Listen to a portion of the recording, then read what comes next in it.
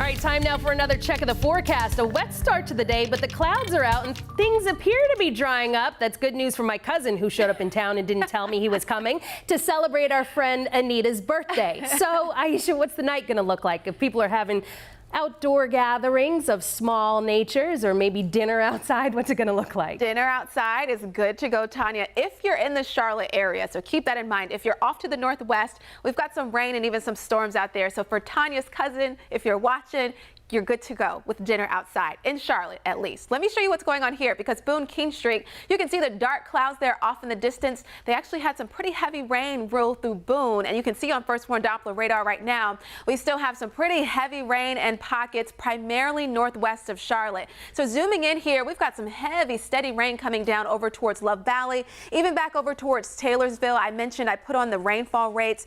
It's falling as high as 2 to 3 inches per hour, and it's not really moving all that fast either, so there could be some localized flooding and some of these bands. We've got some heavy rain continuing to fall through Sawmills, also back over towards Valdez, also just south of Morganton, right along I-40. And then another heavy pocket of rain and storms through Newton, also back over towards Maiden and stretching farther to the south into Lincoln County. Now the rain is not going to last all night for our entire area. Let me show you how this plays out. This is 8:30 tonight. We've got this batch that's now just northwest of Charlotte. It will start to line right along I-77 by 8:30, 9 o'clock tonight. But notice in Charlotte, it's primarily dry. And then overnight tonight, really after about 9 o'clock, we're mainly dry as we kick off tomorrow morning. No rain to deal with. So if you are going to church services, you are good to go. You don't need the rain gear. However, by tomorrow afternoon, we'll likely have a small 20% chance for a shower or storm, but again, this is a lot drier compared to what we're dealing with today.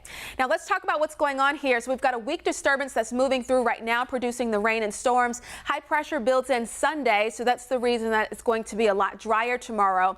We'll have a lot more sunshine also to contend with on Sunday, so that's certainly good news if you do have any outdoor plans. Let me show you how your Sunday plays out. Upper 60s to start, low 70s by 9 o'clock. We'll jump into the mid 80s by 1 o'clock, and then we'll climb to 90 degrees by tomorrow afternoon, falling back into the upper 80s by tomorrow evening.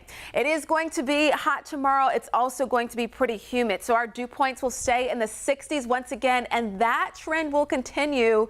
But it looks like those dew points will jump into the 70s by the end of next week. So the humidity is not going anywhere, so get used to it. It is summertime in the Carolinas. All right, so let's switch gears here to the tropics because we've got a couple of areas that we're watching.